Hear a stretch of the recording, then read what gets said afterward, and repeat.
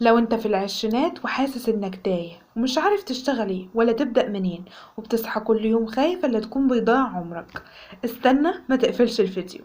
المشكلة مش انك فاشل ولا لانك اقل من غيرك، المشكلة ان محدش علمك تختار طريقك. الحلقة دي مش هتديك الشغلانة، لكنها هتديك حاجة اخطر بكتير: الوضوح. ولو وصلت للنهاية، قرار واحد بس هيغير اتجاه حياتك كلها. العشرينات أكتر مرحلة مليانة ضغط في حياة أي إنسان. ناس بتسألك اشتغلت ايه، سوشيال ميديا مليانة قصص نجاح، أهلك مستنين منك الإنجاز، وانت واقف في النص ومش فاهم نفسك. خليني أقولك الحقيقة، مفيش حد ناجح كان عارف هو عايز ايه من بداية الطريق. لأغلب شباب العشرينات تايهين لأنك اتعلمت تمشي في الطريق، محدش علمك تختار طريقك. 3 أسباب رئيسية: اختيارات غلط بالنيابة عنك، أهل مجتمع خوف، الخوف من الغلط فبتفضل واقف في مكانك. رقم 3: المقارنة القاتلة، بتقارن بدايتك بنهاية غيرك. خليني أقولك حاجة، الوقوف في مكانك أخطر بكتير من أي اختيار غلط. سؤال واحد بس هو اللي هيحدد مسارك المهني. بدل ما تسأل أشتغل ايه، اسأل أنا بحب أحل ايه. بحب أحل مشاكل الناس، بحب أتكلم أمام الكاميرا، بحب أبدع. إيه الحاجة اللي أنا بعرف أحلها؟ ده السؤال الصح اللي تسأله.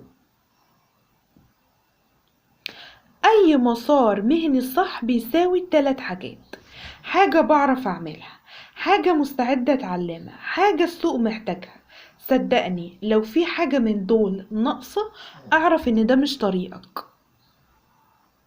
ازاي تبدأ من غير ما تسيب كل حاجة؟ اكبر كذبة بتقولها لازم اسيب شغلي علشان ابدأ. الحقيقة ابدأ جنب شغلك، ساعة واحدة يومية، تجربة 90 يوم. مش مطلوب منك خطوة كبيرة ولا قرار كبير، مطلوب منك تمشي خطوة ثابتة. القرار مش سهل، بس الالتزام صعب. الوقت المناسب مش هيجي لوحده. لو انت سامعني دلوقتي والحلقة دي حاسس انها بتكلمك، خليني اقولك حاجة من قلبي: انت مش ضائع، انت بس محتاج تبطل تأجل اختيارك. ولو محتاج محتوى يساعدك تفهم نفسك وتبني حياتك خطوة بخطوة وتوصل للنجاح، اشترك في القناة الآن، لأن اللي جاي وعي حقيقي. كان معكم الكوتش أماني.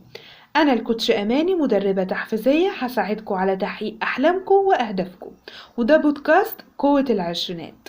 ما تنسوش إنك تشتركوا في قناتي وتشوفوا كل الحلقات الكاملة من بودكاست قوة العشرينات، هيساعدكم على حل لكل مشاكلكم وتحقيق لكل أحلامكم وأهدافكم.